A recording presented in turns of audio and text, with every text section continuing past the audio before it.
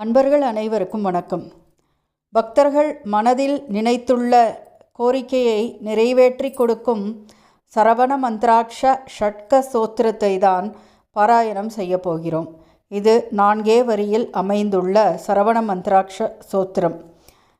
இந்த சோத்திரமாவது பவாய வர்காய பவாத்மஜாய பஸ்மாய மானாத்புத விக்கிரகாய பக்தேஷ்ட காமப்ரத கல்பகாய பகார ரூபாய நமோகுஹாய.